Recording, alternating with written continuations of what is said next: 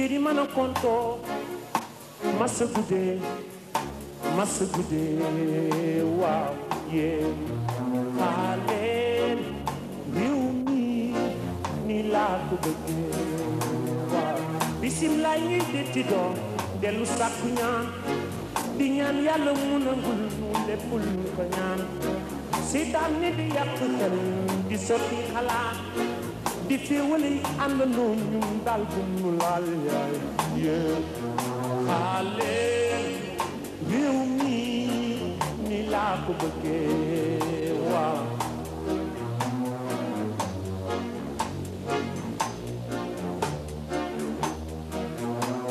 seen at yi moo di atim gone yi soxla wu ñu bare wax nan ji ma booloo te wan mag ñooy doole réew mi ku ne bu tàggoo ay waajur di soog ñoom ca njalbeen fu mu ne siyaatu na sañ ca yaakaar bu baax yaay yéen xaaleen réew mi ni laa ko bëggee waaw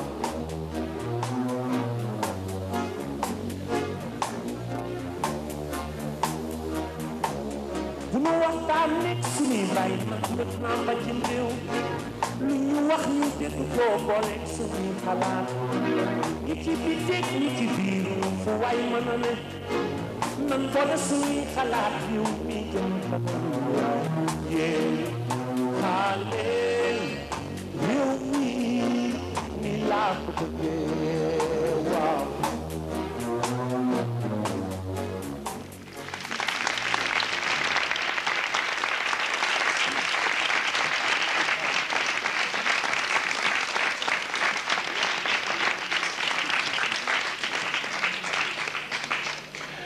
Bonsoir et merci d'avoir choisi Boulevard. Kiné Lam, la vedette sénégalaise, la superstar sénégalaise est notre invitée. En fait, Kiné Lam n'a fait qu'enrichir le monde musical sénégalais en se plaçant au même niveau que les hommes, au même niveau que Youssou Ndour, Thione Seck, Ismaël Lo, Souleymane Faye et les autres. Kiné a commencé bien sûr très jeune à chanter parce qu'elle a grandi dans une famille où on passait tout son temps, où tout le monde chantait les louanges du saint homme Cheikh Ahmadou Bamba. Mais après s'être spécialisée dans ce genre de chant, des louanges et des bienfaits du saint-homme, Kiné a commencé à s'intéresser au social quotidien sénégalais. C'est ainsi qu'elle a chanté Célibataire et bien d'autres chansons que vous connaissez bien. Alors, avec Cheikh Tidiane Tall, Kiné Lam a monté les marches du vedettariat, des showbiz international. Aujourd'hui, elle revient des États-Unis où elle a donné un concert à New York, à Philadelphie, à Washington et aussi à Atlanta. Alors c'est cette grande personne qui est avec nous. Et avec moi, sur ce plateau, l'homme qui organise tout cela derrière, qui a réussi à mettre Kiné Lam dans les normes de la musique moderne, en coupant, en décodant, en arrangeant la musique que Kiné doit chanter, sur laquelle Kiné doit chanter. Cheikh Tidiane Tall. Avec lui, nous allons commenter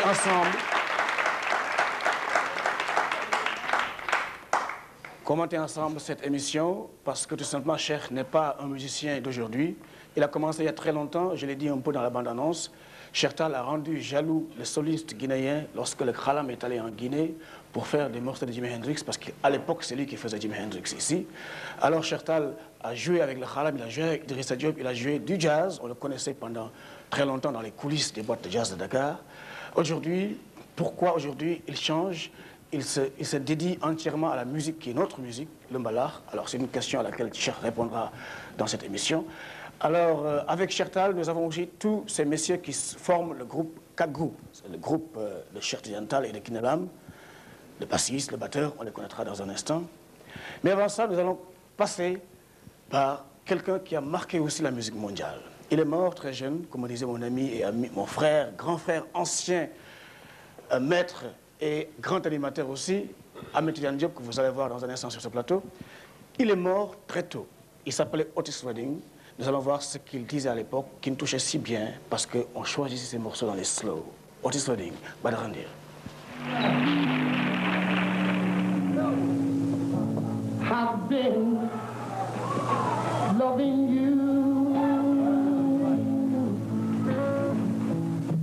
too long.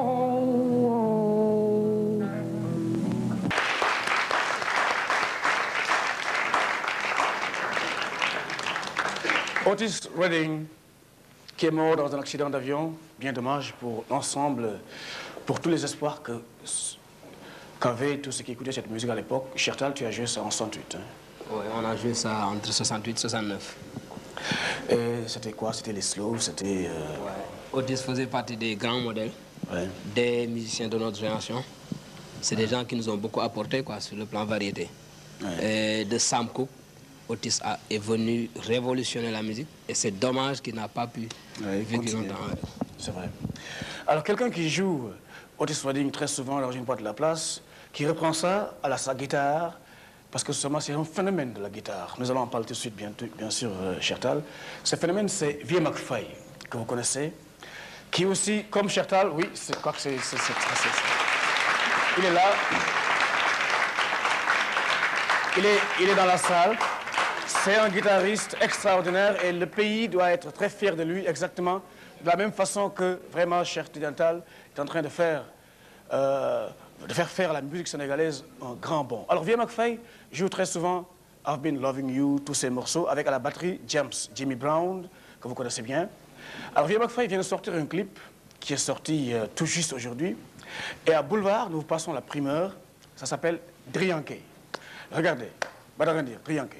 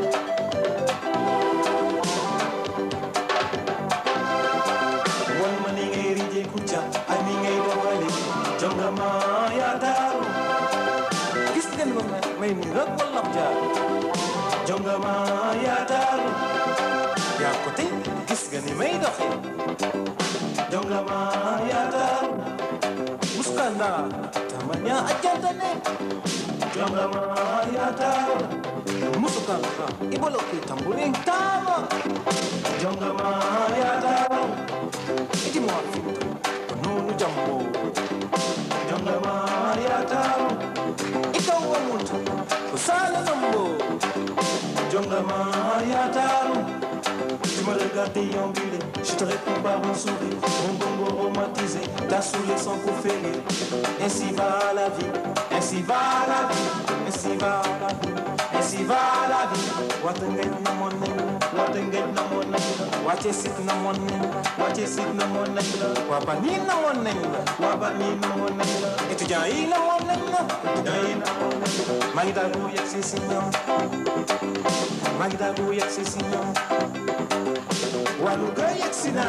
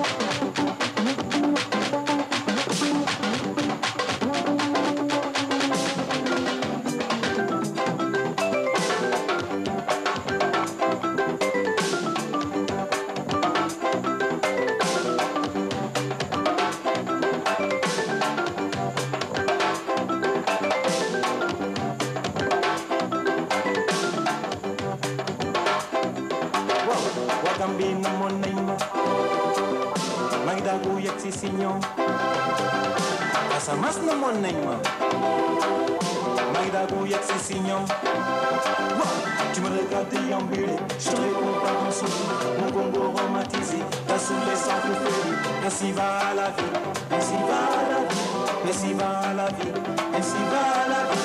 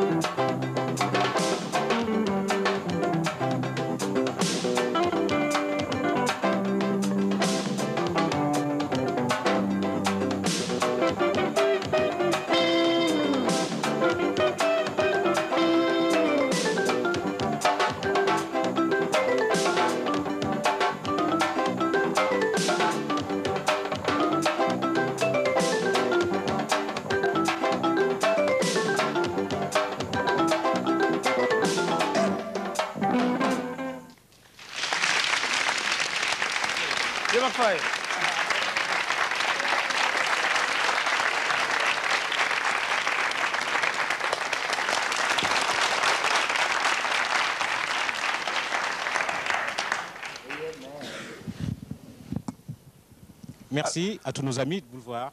Merci, j'espère que ce clip sera à votre convenance. Voilà, j'étais à la guitare, maintenant je suis à la chanson. Alors pourquoi? Pourquoi?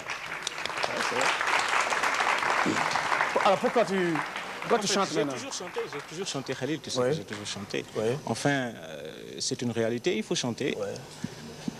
Alors, Et je le fais. chacun pense du vieux Mac comme guitariste. Mais c'est un bon guitariste. Je suis bien placé pour le dire. J'ai vu ses débuts et je sais que toute sa famille, c'est des bons musiciens. À partir de Adama, Vieux, Lamine, Habib Faye. Le Sénégal peut être conscient et fier de cette famille. C'est des bons musiciens. Et j'en suis très fier qu'ils soient aujourd'hui des grands guitaristes. Merci, cher. Merci. Vieux Mac. Merci. Alors, Boulevard en musique continue. Eh bien, on entendra parler de cette cassette de Vieux Mac Faye qui sort bientôt et que vous allez vous arracher, j'en suis sûr. Alors, Kiné Lam va arriver dans un instant, il est déjà là. Mais avant ça, nous allons passer par un autre guitariste. Mais lui, il pense et il est convaincu que le blues n'est pas américain, il est malien, c'est-à-dire africain. Il s'appelle Ali Farka Touré. Tu le connais, tu as entendu parler de lui un peu? Ali Farka Touré? Non, j'ai jamais vu. Mais il paraît qu'il joue bien le khalam. J'ai entendu parler quand même. Ouais.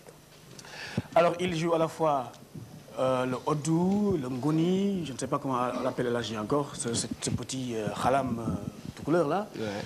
Et il joue aussi très bien la guitare. Alors, ce qui est intéressant avec Ali Farka Touré, c'est qu'il se mettait à jouer chez lui et ce sont les amis à lui qui sont venus de Paris qui lui ont dit « Mais toi, tu fais la musique de John Lee Hooker ».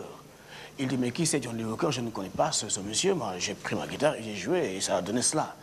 Donc, voilà une raison de plus pour qu'il soit convaincu que la musique qu'il fait est une musique de chez lui, d'Afrique. Badara Ndir, Ali Farka Touré.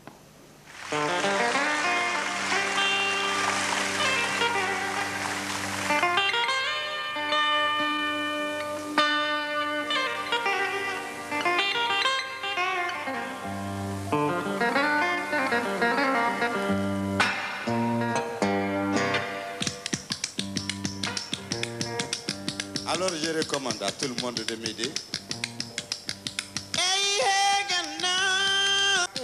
Manaka,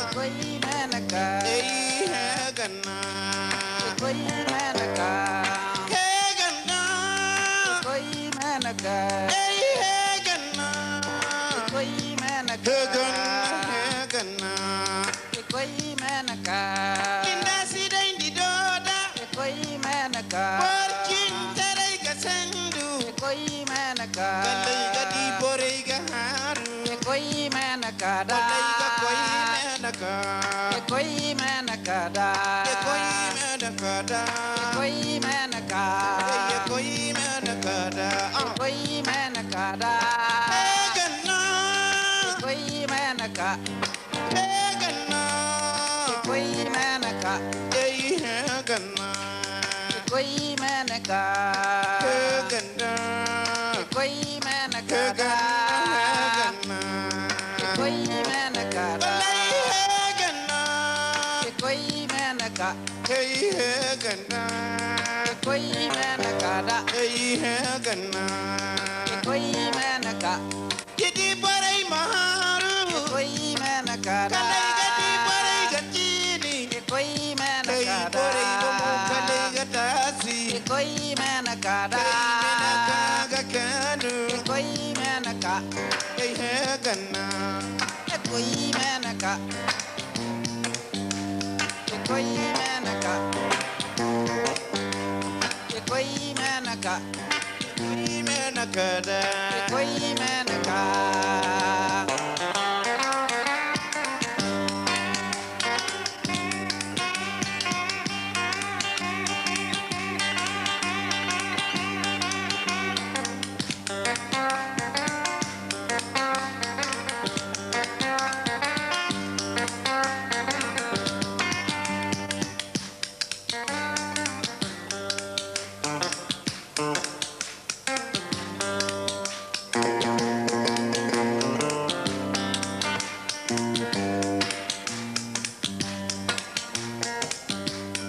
hey gana koi menaka hey gana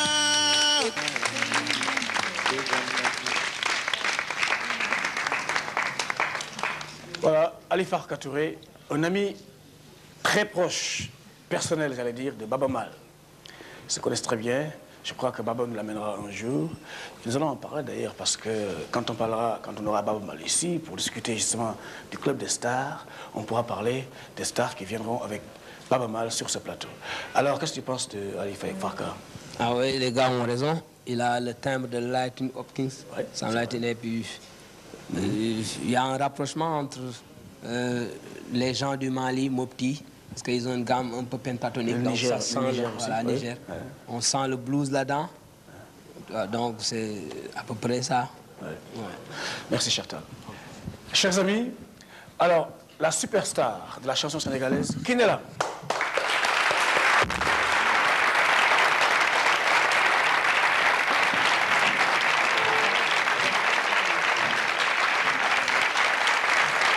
Plus fort.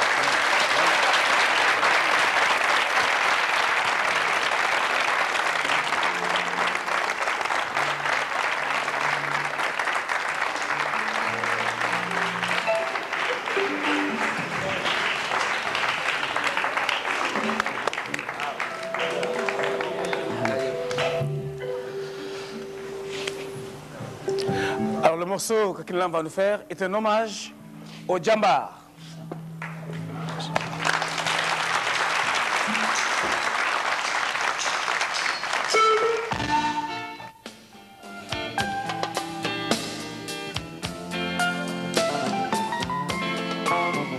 Ce morceau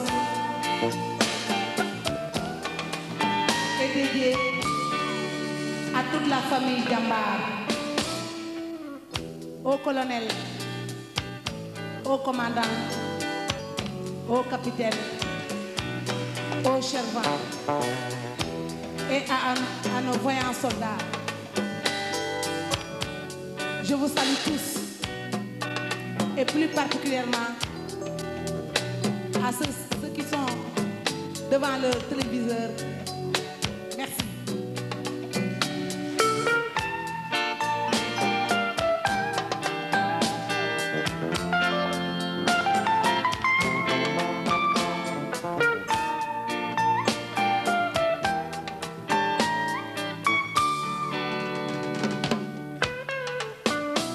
Sunu jàmbaar yi wuy naa sunu soldaar ya sunu jàmbaar ya tey sunu soldaar ya wuy waay segam tukkeeti soxuma laak dee sunu jàmbaar ya kii sunu soldaar ya jàmbaar ya kii sunu soldaar ya segam tukkeeti waxuma la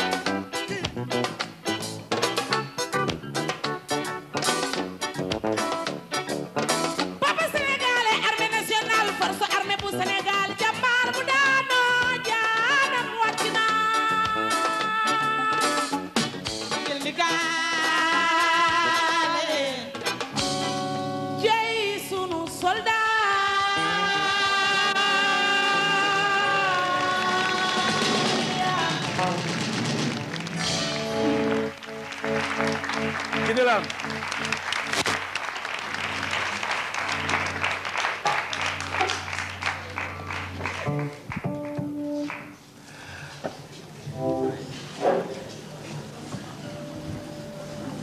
Medjambar. Merci. Je crois que c'est toute l'armée sénégalaise qui se trouve félicitée et chantée à travers cette chanson, n'est-ce pas? Merci. Alors, Kiné Lam, qu'est-ce que tu dis à ces gens qui sont venus, à ceux qui sont chez eux, qui Vraiment, actuellement? Vraiment, je suis très contente aujourd'hui de voir tout ce monde-là ici. Ceux qui sont dehors aussi. Et tous ceux qui sont dehors, devant leur téléviseur. Moi, je suis très contente aujourd'hui. Et je voudrais aussi parler que je voudrais que tout le Sénégal m'aide pour pouvoir atteindre mon objectif. Parce que je crois qu'une femme ici au Sénégal, la musique moderne, il n'y avait pas de femmes, il n'y avait que des hommes. Maintenant, il y a les femmes. Et cela, ça ne fait que développer et de diversifier notre industrie culturelle pour le bonheur de notre cher Sénégal. Ah oui. Merci à vous tous.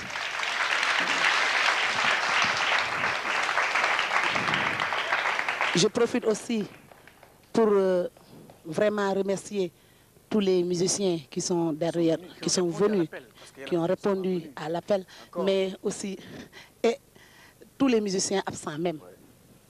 Parce alors, que je crois que ce n'est pas de leur faute. Je crois que quand Kiné Lam appelle, je crois, quand Sendigène voté, n'est-ce pas? Vous venez, hein? C'est le minimum. Alors j'espère que nous allons avoir ceux qu'on a invités ici avant la fin de cette émission, n'est-ce pas? Alors Kiné Lam, comment est-ce que tu te sens dans ce groupe? Comment est-ce que tu te sens? Oui, je suis... Une famille? C'est une famille, vraiment. Notre groupe, c'est une famille. Vraiment, il n'y a pas de problème entre nous. On est famille et ça marche bien. Il n'y a rien vraiment avec Cher et tous les jeunes musiciens de talent qui sont derrière moi. Vraiment, il n'y a pas de problème. Alors, c'est ça, il n'y a aucun problème. J'allais dire que Kiné Lam, j'allais dire que c'est une disquette, parce qu'elle est très jeune. Elle est jeune, n'est-ce pas? Dans ce monde en développement de la musique féminine aujourd'hui, parmi ces femmes qui dansent aujourd'hui, Kiné, je crois, est la plus jeune.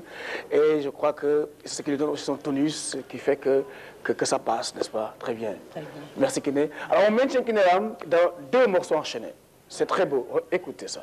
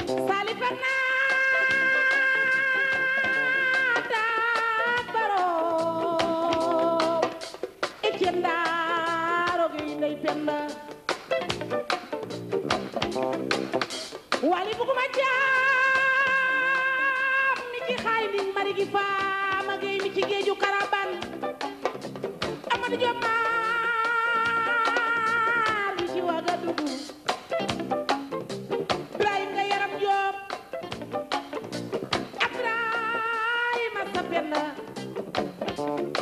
billaay mi songo woon ak naari dabbaaji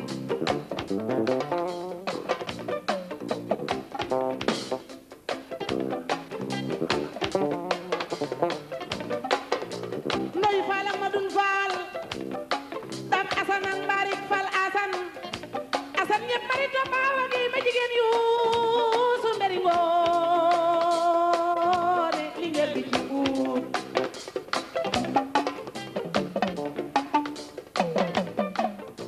masaw yu soo maren nu me yu su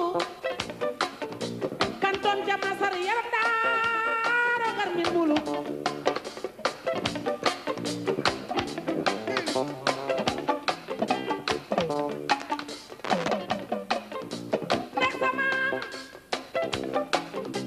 dafa wari mbulu wàcc gànnaar tawlo fa tàggaan ndey maamin mbe tàggaan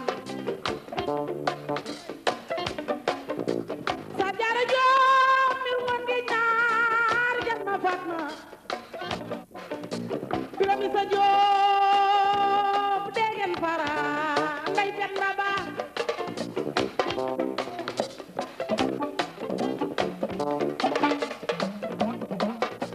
degen fara fatim fara sanjiri fara waaw waaw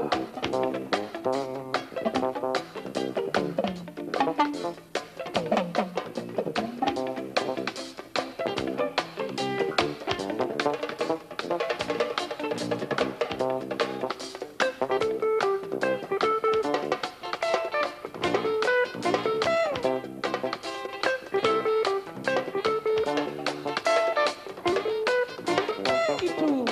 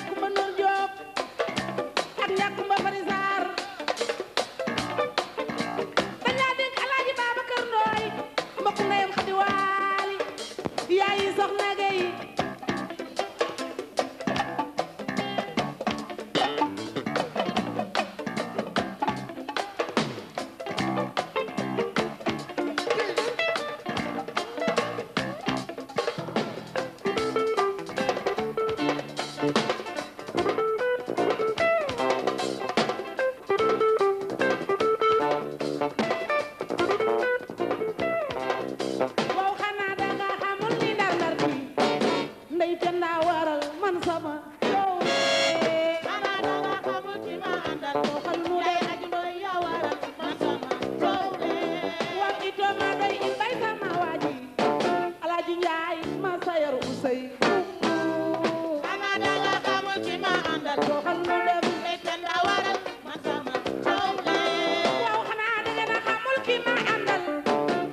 Rasul moo ma may sama jowe daga xamul ki ma àndal doxal nu dem nar be waral man sama jowe dañu xanaa da ngeen a xamul ki ma àndal Xadim Rasul yaa ma may sama jowe daga xamul ki ma àndal doxal nu dem nar waral man sama jowe xanaa da ngeen a xamul góorub kàggu nooy xorom ci cin Cerno sama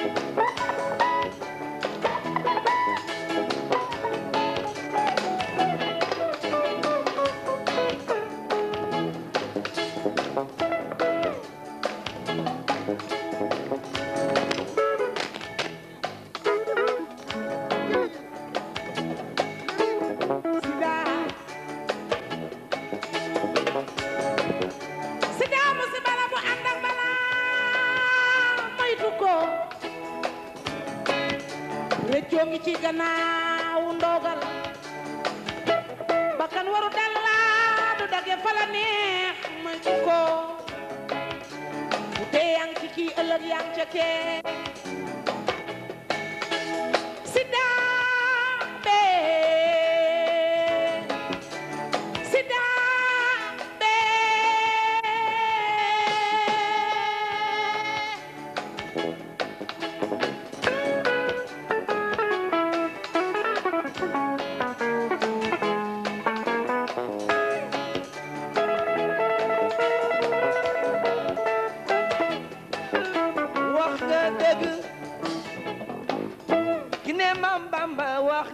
dëgg sida musiba la dëgg la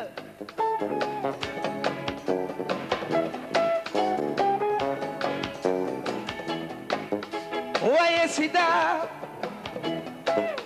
yàlla ko moom bu ne bàyyi leen mooy ñi di jaar gauche ñi jaar droite di mooy mu wàcce musiba wàcce na cancer gay xalaat di jéem a faj waaye sida bokkul yàlla bëggul mooy yàlla bëggul sobe bala ñoo xool liy faj ci sida tey xanaa fii ak 10 ans 20 ans 30 ans fekk mooy baa ngi fi sida du fi jóg ci ne la balaago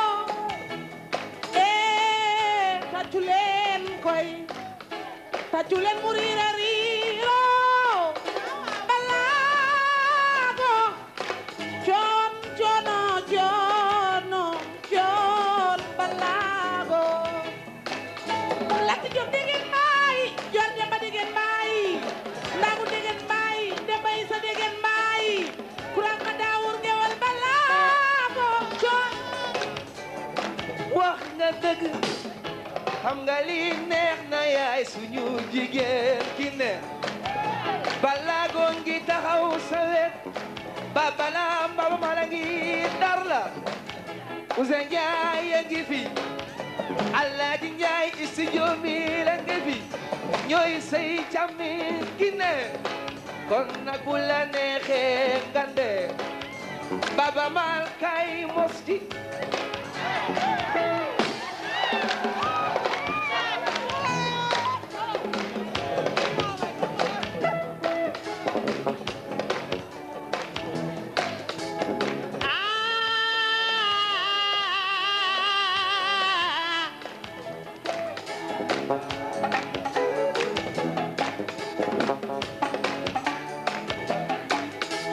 Jarama jarama jarama kinelam ye ma gawlo farbatan farba demba bagel nani sekuru bula jon sek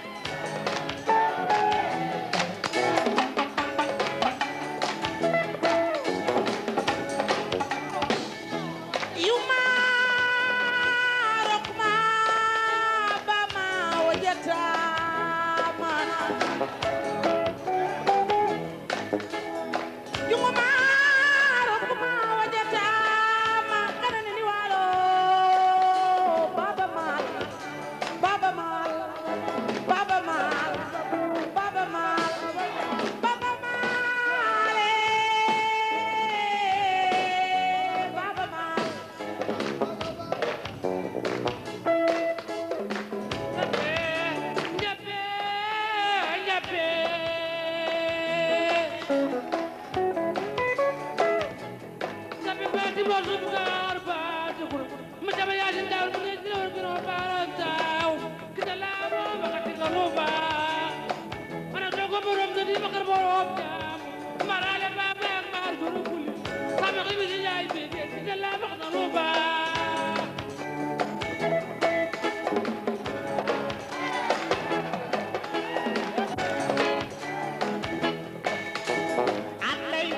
Andaisan dunia koni yari kinela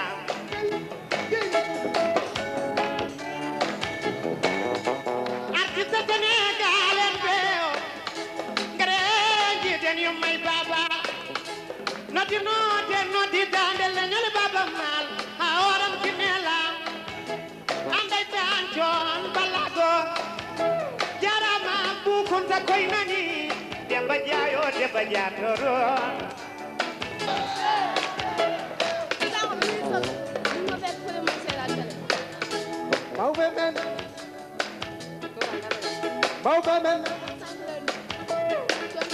Mawbe men mirewa mawbe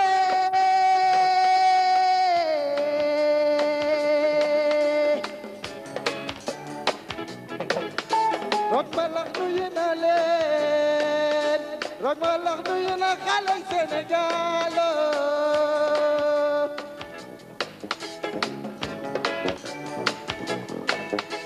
jaarama ci nelam golle mana la be kine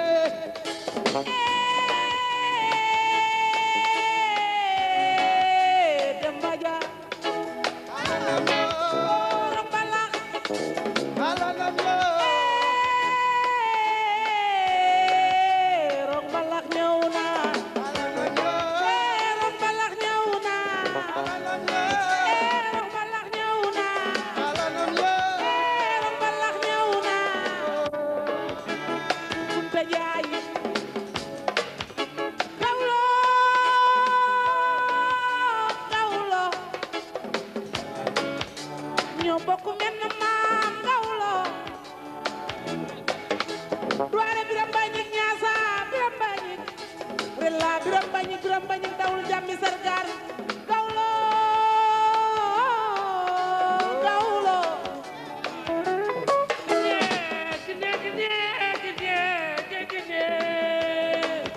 Soxna Njaay ak Baba Soxna Njaay Soxna Njaay ja paati mo su bakar paati kuro ma jama yaa ci daaw mu de ci yor mi no bala taam ci la ba wax ci dëkk la no bokk benn maam waaye boo demee ndongo nga di benn ndongo xali benn ndongo nga maar benn ndongo bari ma sa bay di bu duwaay li Biram bañ ak duwaari Biram bañ jaasa Biram bañ ku jàppe sarga de mukul bu dee da naan kala destine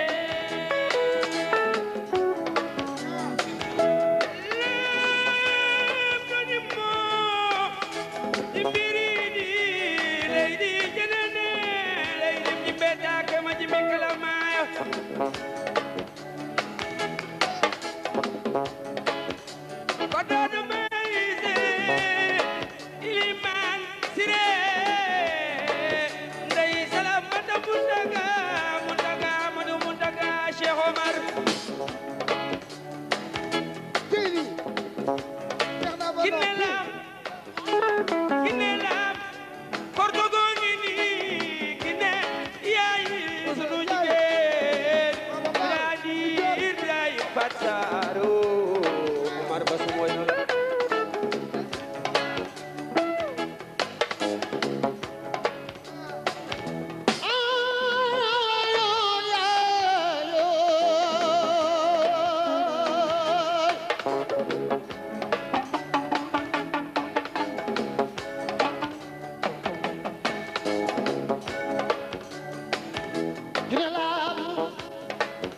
xaritam na dem ngir ci ko jamula bo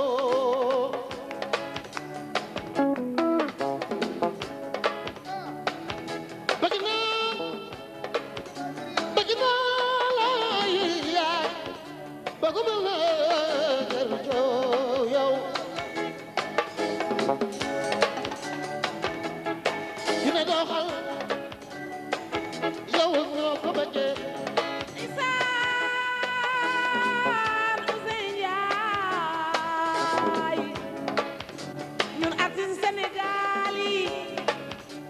dañoo war a booloo ñoo bokk ndey ak baay bu nu mi jooka mballoo ñun artiste Sénégal yi ñun ñëpp a bokk ndey ak baayoo Youssou maa jigéen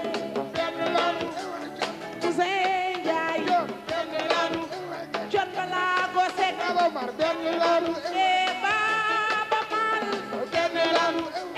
Ismaïla Lo Demba Dia waaw John Balago Bukunta Njaay mi ndeysaan ñoo bokk ndey ak baay waaw artiste yu jigéen yi xar mbay ma jaaga waay jaal ma mbeyasin jaal moom me ko koy sama yaay ñun ñëpp daal noo bokk ndey ak baay benn lanu tey lii benn lanu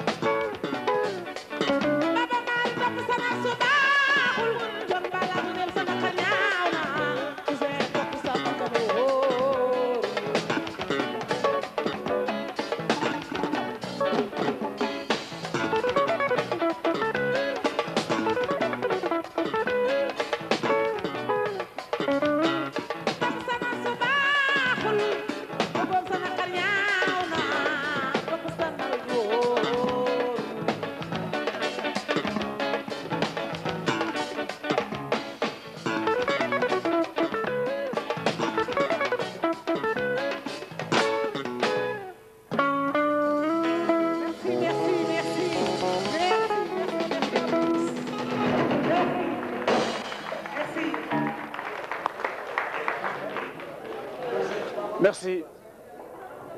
Merci tous ces amis qui sont venus et qui sont venus donner un coup de main à Kinelam, parce qu'en fait, c'est tout à fait normal. Alachon, qu'est-ce que tu penses de ça? À mon avis, je pense que Kinelam est en train de faire du bon travail.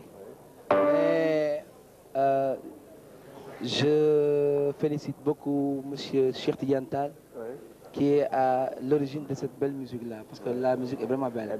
Elle est très dansante, très simple, et puis li amne beat quoi. Oui, ouais, mais je pense que c'est une bonne chose. Ensuite, que penses-tu des amis qui sont venus? Mais c'est normal. Moi, je pense que c'est une chose qui est normale et qui devrait se passer à chaque boulevard. Parce que bon, Kinelam est une femme.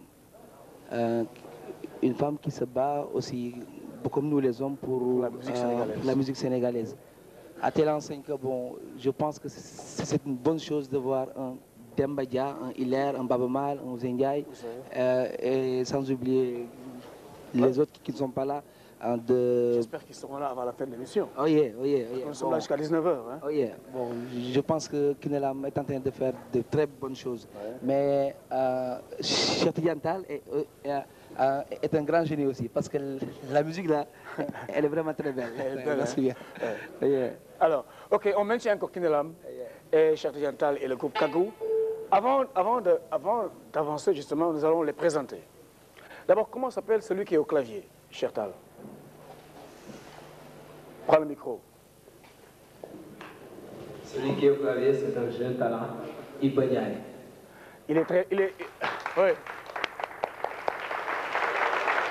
Il paraît que c'est le plus lacalé du groupe. Oui, on dirait que c'est la souris du groupe. Voilà. Ah, Iba, on va un peu.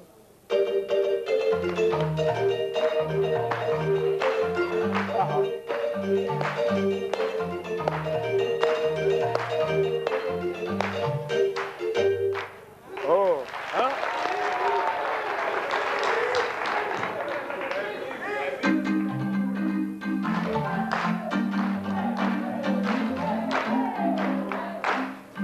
Yeah. Alors, le tama. Le tamakat, c'est... Je crois que tout le monde est à l'écoute aujourd'hui. Vous êtes nombreux.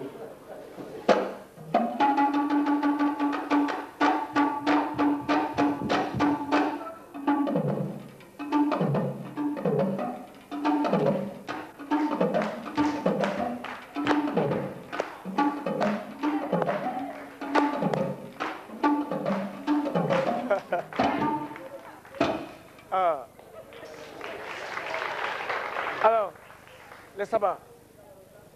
Le sabbat, c'est le fils et disciple de Ndiaye Ross, le grand maître, El Hadj Ndiaye.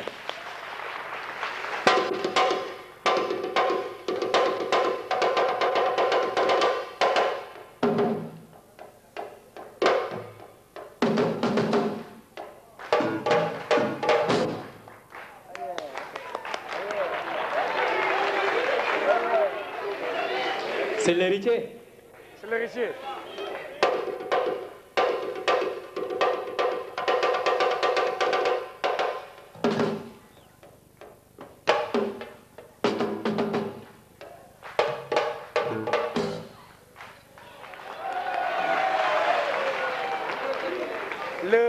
Le batteur. Le batteur, c'est un batteur très cool, mais très dynamique. Ouais. C'est Massaya Sam.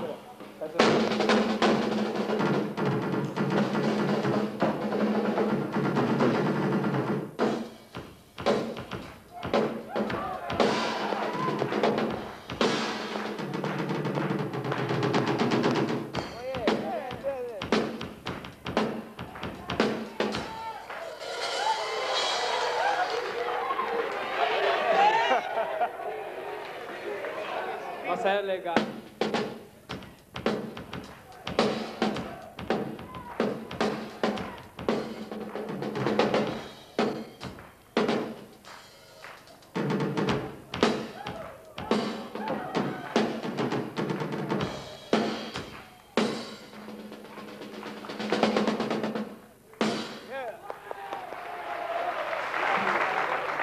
Le bassiste.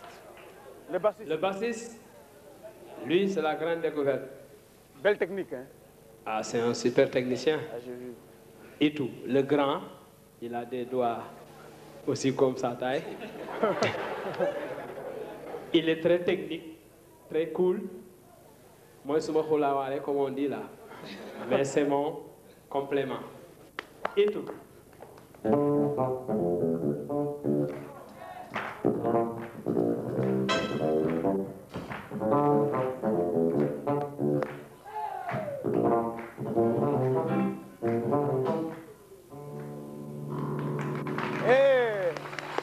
C'est un timide.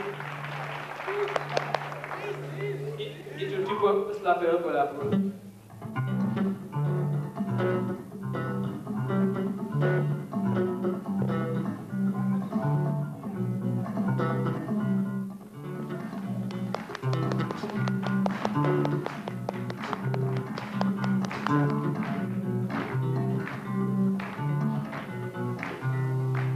Yeah.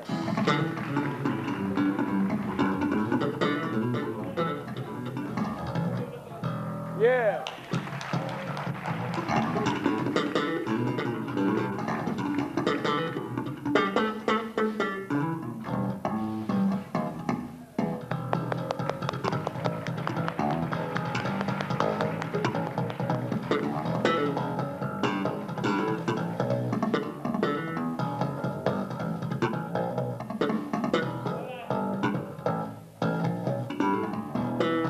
Yeah.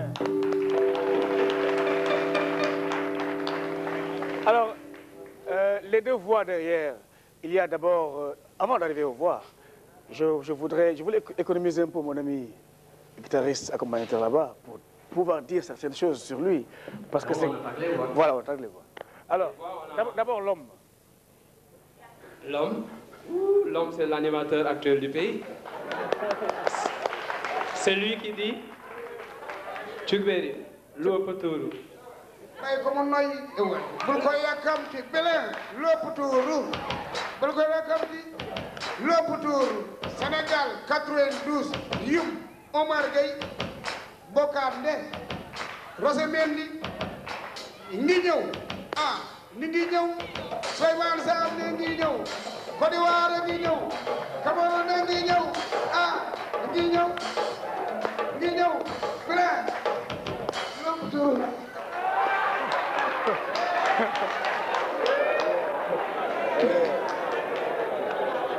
La dame. C'est elle qui veut hériter Kinelam, d'après ce que Radio Kankan a dit. Ah.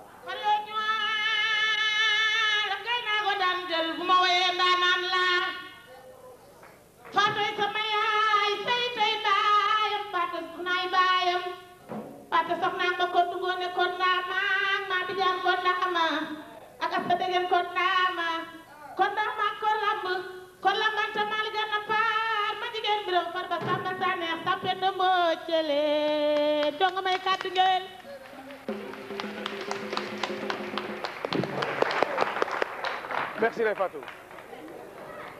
Alors j'avais réservé le monsieur qui arrive, c'est un grand musicien. Vraiment, il est derrière tout ce qui se passe dans cette musique sénégalaise depuis bien longtemps. Je me souviens, j'étais étudiant à l'époque et on allait les écouter. Il s'appelle, je le présente moi-même, il s'appelle Yahya Fall. Alors la rythmique, regardez.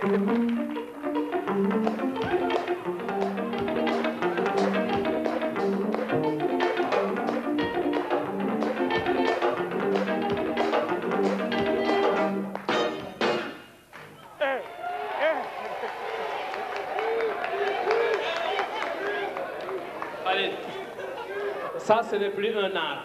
C'est un art qui sent le ballon mieux que les Wolofs. C'est mon compère là. Je ne fais rien Salut. Voilà, encore. Encore.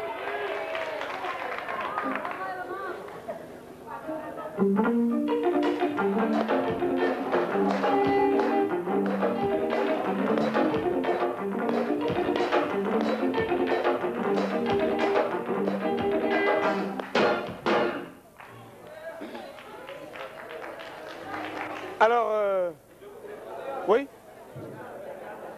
Avant d'arriver à la princesse,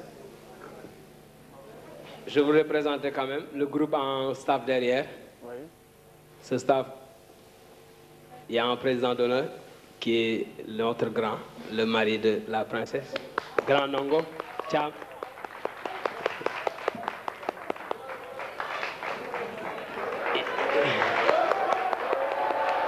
Dogo.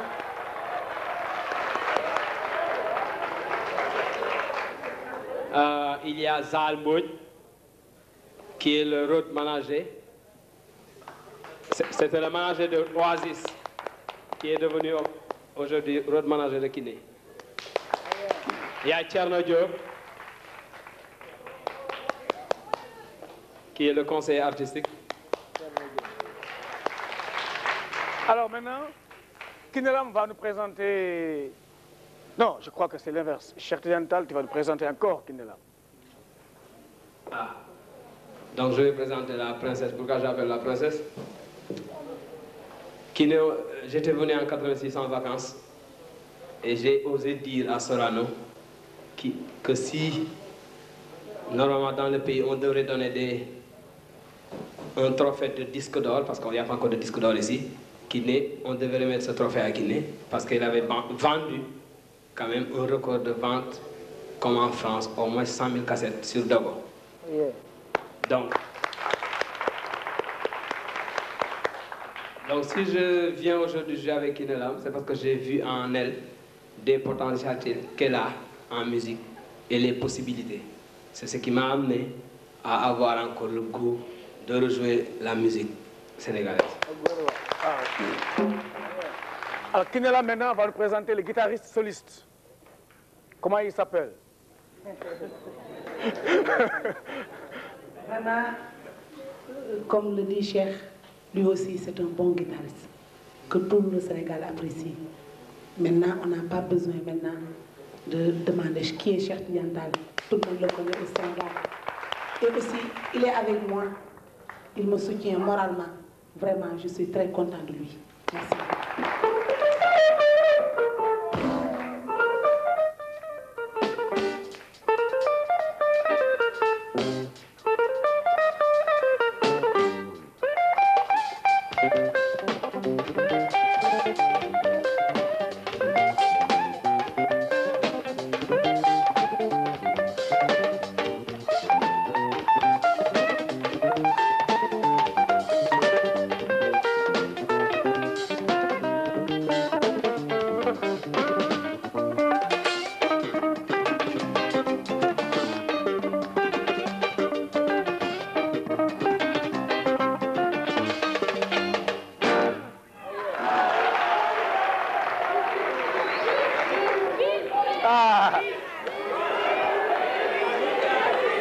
Oui, bon, ça va venir en fait. En fait, on n'a pas encore fini. Vous vous rendez compte, nous sommes encore là jusqu'à 19h. Hein. Alors, nous avons donc tous ces musiciens qui sont ici. J'aperçois même Baladin qui s'est baladé jusqu'au studio de la télévision aujourd'hui. Donc, nous allons avoir encore ces musiciens avec nous jusqu'à 19h et nous aurons aussi d'autres chansons qu'ils chanteront en commun, ensemble donc, avant la fin de l'émission. Kinelam et Cheikh Tall et le groupe Kagou, encore, dans 2 morceaux enchaînés.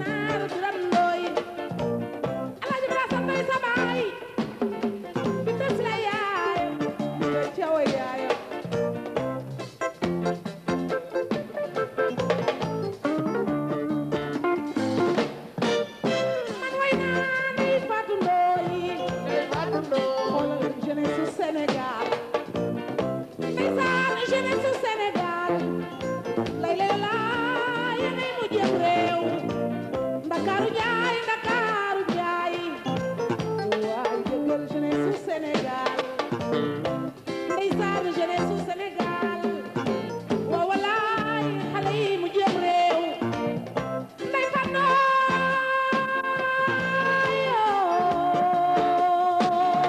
Ndeye Fatou Ndoye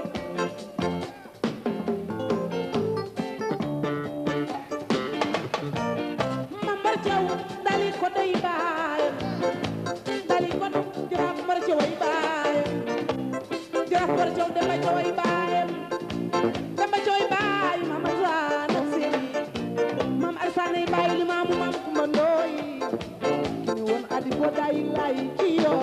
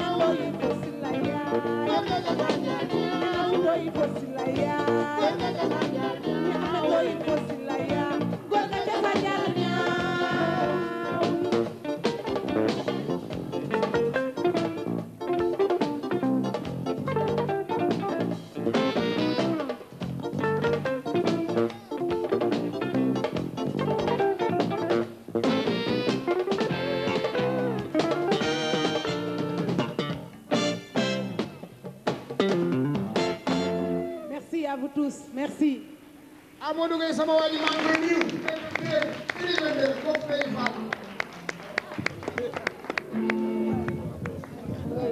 Gis nañ la.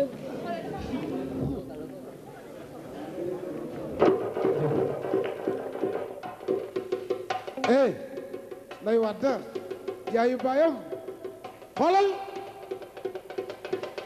Idou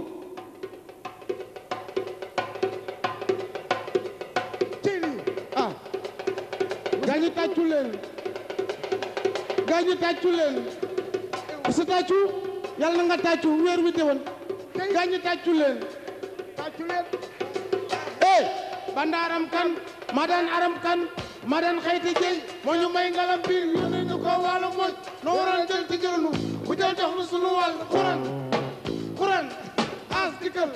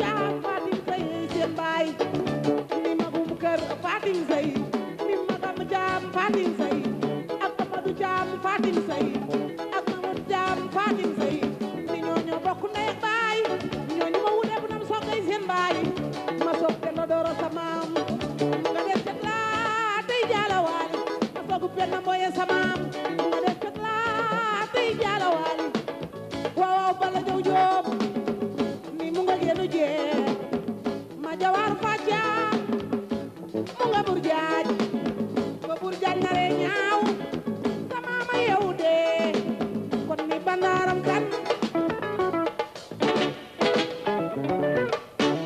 ak baaranaram kan ak baaran xite jeeyi ma tëgg facca banda ak banda fa daawur banda bandaaram kan yoni maar yaasin jeey ma daawur yaat ma kenn gënu laa waaw kenn gënu laa asukuraani sa yaay asukulaay yaayam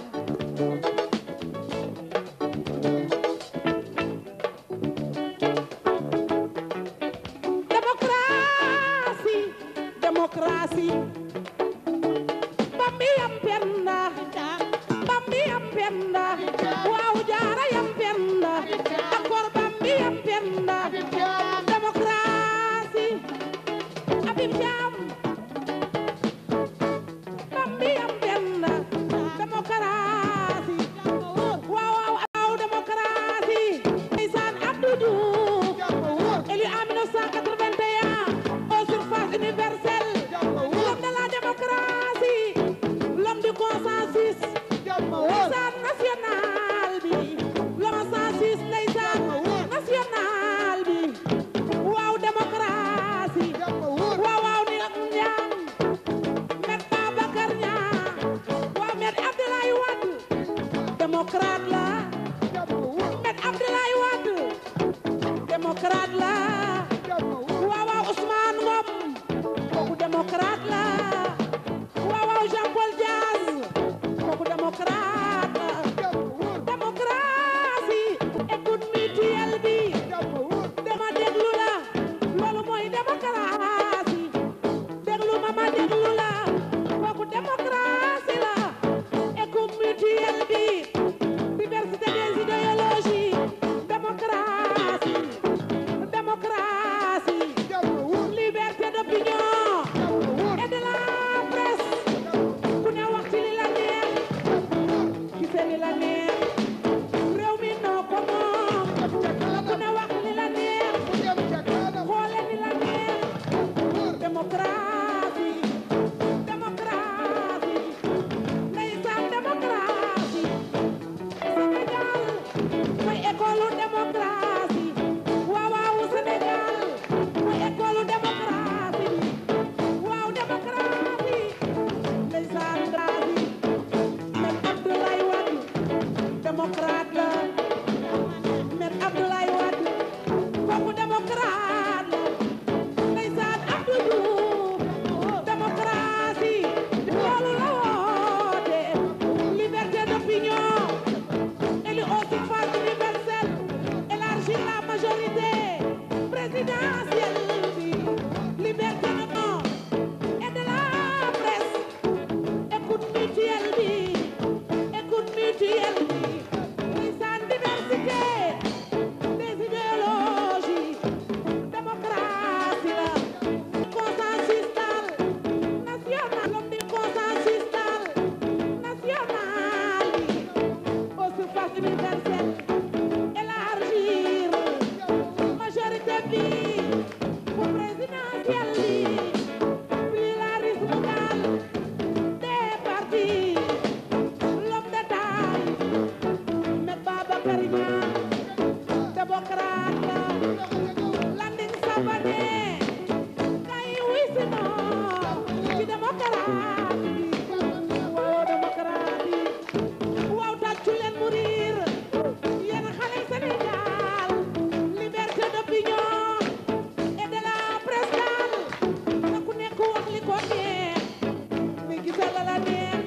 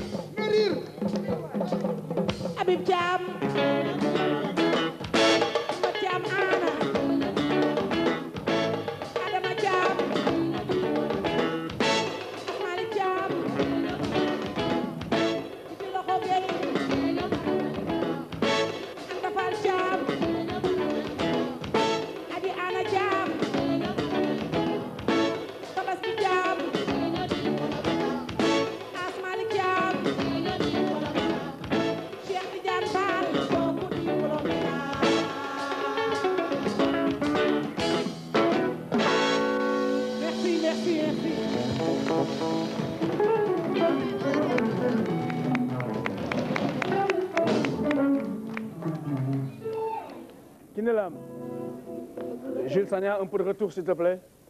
Voilà. Eh bien, nous allons recevoir Baba Mal sur ce plateau dans un instant, en acoustique. Mais vous savez ce que c'est que l'acoustique.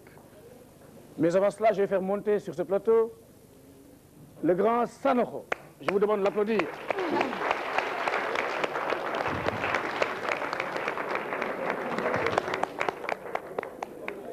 Remettez-lui le micro. Remettez-lui le micro.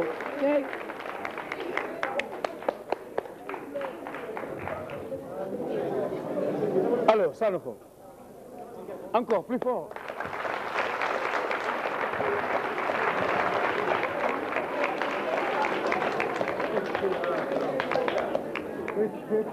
Assalamu alaikum, na ngeen def waay.